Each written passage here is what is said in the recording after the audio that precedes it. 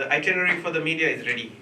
The itinerary for the media will be made available to the media in the coming days. We have a full-blown training for the media that we are scheduling within a possible partner.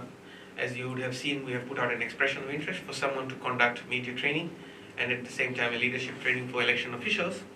Once we have identified the partner who will be conducting that training, we will happily release the media itinerary, and then based on the media itinerary you can plan your own attendances for the media. We will give you a detailed itinerary for the 50 days, which will allow you to plan your reporter schedules. Please be careful, the TV might fall on you. And also we will be working out the dates and times of press conferences. At this stage, all I can say is that just like 2018, if we schedule in the media itinerary that a press conference will start at 10 a.m., the press conference will start at 10 a.m. and it will finish on the time it's scheduled to finish.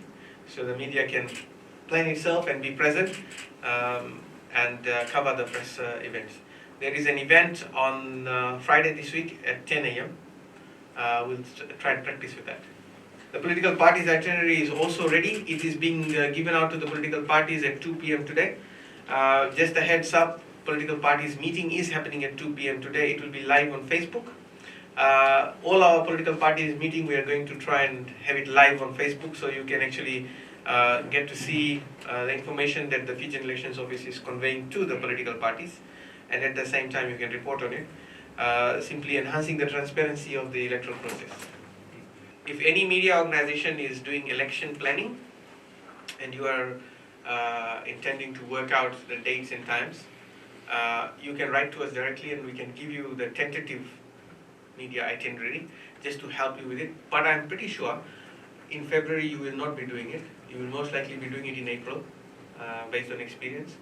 The first possible date of the writ is 26th of May. Based on my experience in 2018, you will probably have your own internal workshops in May.